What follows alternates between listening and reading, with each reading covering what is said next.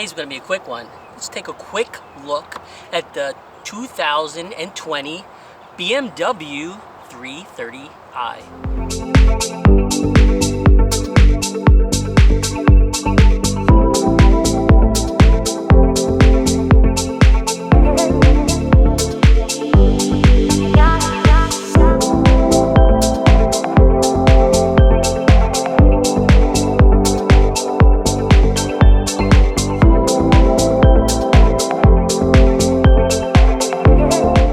So BMW was nice enough to loan me this car for the day. So this is going to be just a quick impression video because I literally have it for one day, and I've had it for about a half a day now when I've been driving it around. And what I want to do is, just if you had this car for a day, what your first impressions would be. So what I'm going to do is I'm going to quickly go over my likes and my dislikes, and I actually have a couple surprises. This is not fully loaded by any means, and I'm not going to say it's the greatest value for what you pay, but it's decent, and we'll go through it. So like I said, 2020 BMW 330i sedan. The suggested MSRP on this before you add any extras is about $41,000 US, $41,000. And the only thing that this car really has is the convenience package, which gives you the keyless entry, the lumbar support, LED lights, Cirrus, and some blind detection. But they upgraded the wheels. They gave you the ambient lighting, live cockpit, which I'll go over, and that's it. They charge you a destination. All in, you're looking at about $47,000 before tax. $47,000 for this car. You decide. So first, let's start with this color. I actually really like this color. It's called Blue Ridge Mountain Metallic. It's different. Don't see too many cars with this color on the road. Hopefully you can tell, because it's a little bit cloudy today, that this car is a mixture of blue and green. I would say I like it now. I'm not sure if I would like it for years on end. You guys decide. Now, the one thing that BMW I can tell went away from is this is actually not chrome. This is brushed aluminum. I kind of like that better, the brushed aluminum. If I had my preference, it would be black, and you could get the black trim if you went for the M package. But even with this more of their basic line package, the brushed chrome or the brushed aluminum is actually kind of nice. Look at the rear tail lights. They're really thin, and I like that. Another like is they separated the exhaust pipes to either side of the car. Previous models, they had two on the same side. Sometimes they only have one. That's a much more sportier look, in my opinion. I do like the upgrade of the body style. So one of my first likes I'm going to point out is the newer body style is definitely a like. The other thing that I really like as we go along the outside, and again, these are a $600 upgrade, but are these 19-inch rims. They definitely make the car look really sporty. Matched with these low-profile Pirelli tires, I do like the look of that. Overall, I feel this whole car feels like it's sitting lower, and it's much more sporty than the 320 and 328 versions. I do like that they're color coordinating the rear view mirrors now, which I feel they should have always done that. Let's take a look inside. Now, as I said, this car is more of a basic model. This is what they call, or Sensitech. Sensitech is an artificial manufactured, I would say, vinyl type material. This is not leather. I would say that you can definitely feel the difference between real leather and the Sensitech. They tout that the Sensitech is more durable. As you guys have seen from my other videos, I've always got leather. I definitely think it's worth the upgrade of about, depending on the car, around $1,000 to $1,500.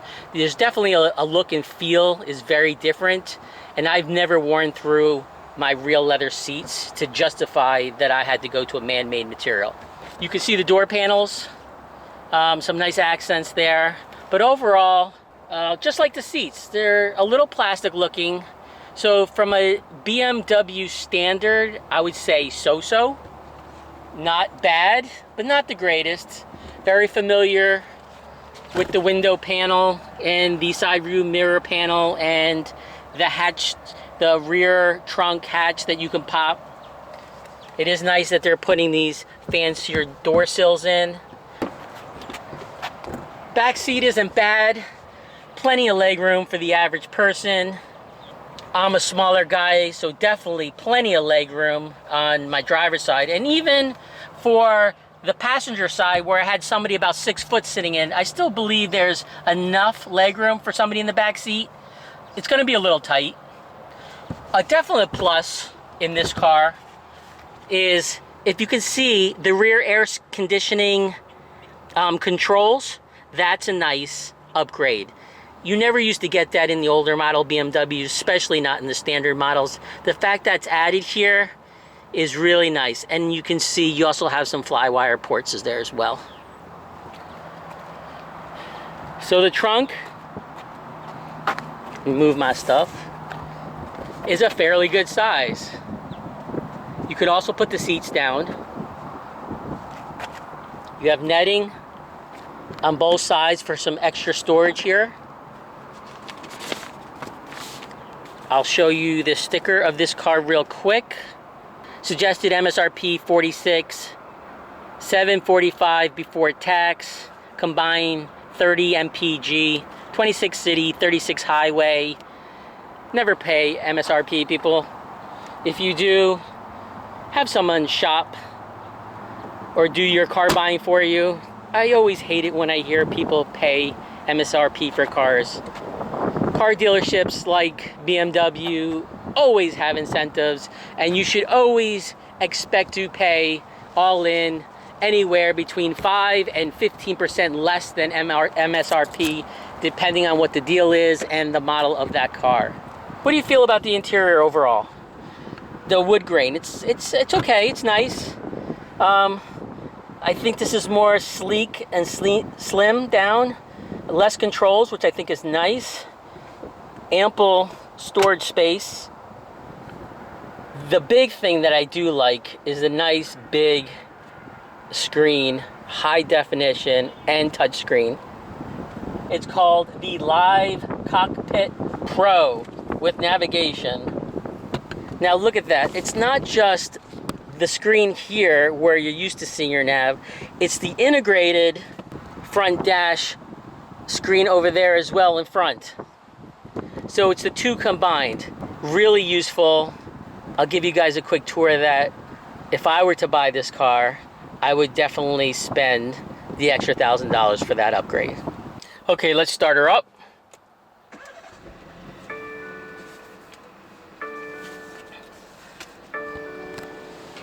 Shut the door.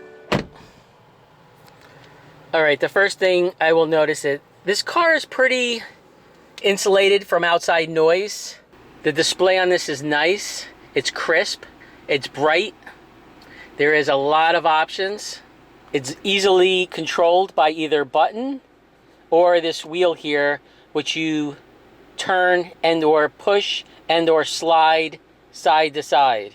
You can see you have a picture of your car. In this case, they finally updated that the car on the screen matches the color of your car that you actually bought. In previous years, they didn't do that, including my new 2019 BMW X3, where it shows a silver car. Again, I'm nitpicking here, I know, but it's the little touches that sometimes makes the difference. I'm just running through the menus here so you guys can get a sense of all the different screens. So as that is your nav screen, you now have an interactive screen as far as your odometer and speedometer, which is very nice. And this you can also customize. There is voice recognition in this car, which is very nice. For the rear visibility through the rear view, I suggest you either take out those headrests or put down the middle one or remove the middle one, because the visibility out your rear view window is very slim and very small. Now, as I agree, this is great upgrades from previous years. Just remember, when you're buying this car, don't expect all the premium refinements that BMW is doing today. As I'm driving, it's okay, but it's not the smoothest car in any mode. So in Eco Pro, Comfort, or Sport mode, you can feel the road. And some people actually like that.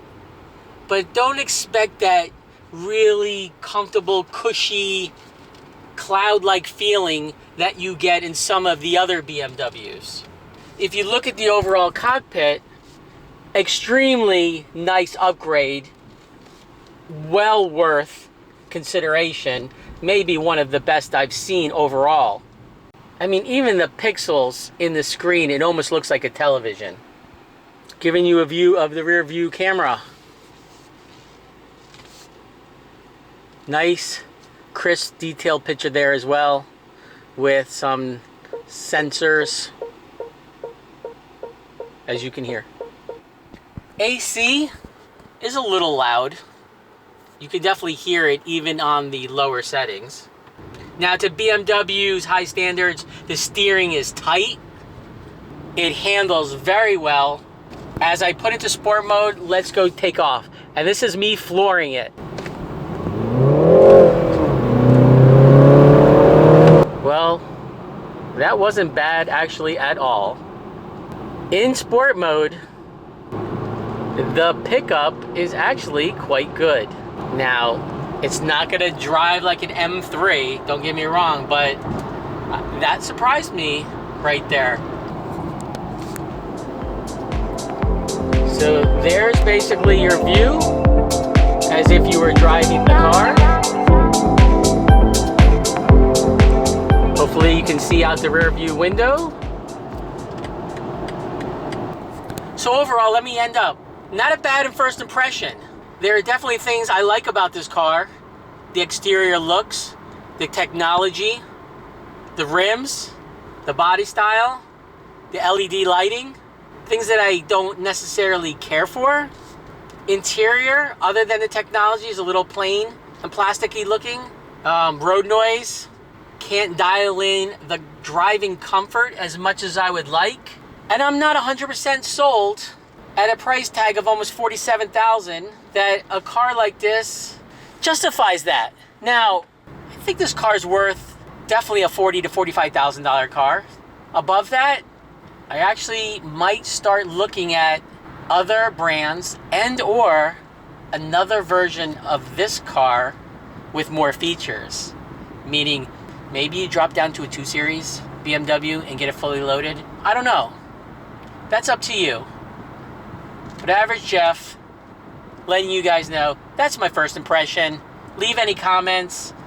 Ask any questions that hopefully I can answer if you're considering or thinking about this car, and I will definitely get back to you as soon as I can. So until the next video, guys, Average Jeff.